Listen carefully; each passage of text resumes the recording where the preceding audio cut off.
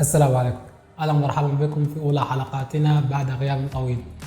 انا اسف اني غبت عليكم المده دي كلها، وده كان بسبب ظروف ومشاغل، بس ان شاء الله هحاول بقدر الامكان اني انزل اكبر قدر من الفيديوهات وما اقطعش عليكم تاني. فعشان ما نطولش في الفيديو يلا بينا نخش في الموضوع على طول.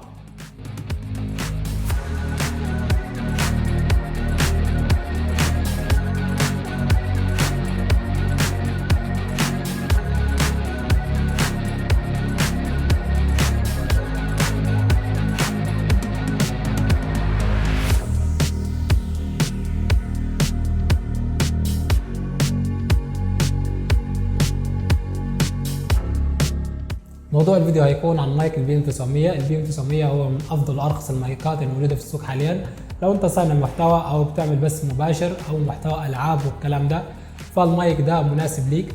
المايك ده هو تحديث للمايك السابق البي ام 800. فعشان ما نطولش يلا نخش في فتح العلبه على طول.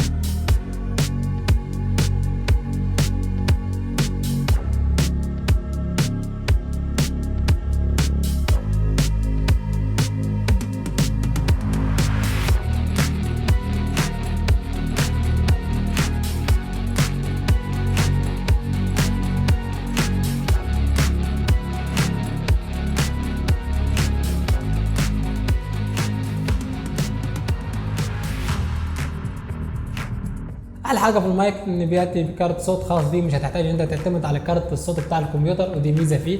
الميزه الثانيه ان بيجي بزر الايكو، برضه مش هتحتاج ان انت تحط الصوت على برامج المونتاج عشان تعمل صدى صوت. فدول الميزتين الموجودين في المايك. حاليا سعر المايك سعره 450 او 350 جنيه في الرينج ده. فعشان نجرب المايك بشكل افضل هسمعكم تيست للمايك، يلا بينا. ده صوت المايك بدون صدى الصوت، وكده صوت المايك بصدى الصوت. طبعا انتوا هتلاحظوا الفرق بين الصوتين، هتلاحظوا فرق صدى الصوت. وطبعا انتوا ممكن تتحكموا في صوت المايك اللي هو ان انت تعليه وتوطيه عن طريق الزر بتاع الفوليوم اللي موجود. هتعلي الصوت وتوطي الصوت. وعندك برضو في الويندوز، بس انت في الويندوز ما تعلوش على الاخر، تمام، ولا في المايك تعليه على الاخر، لان ده برضو بيعمل بيز او بيعمل ده كده دوشه في المايك.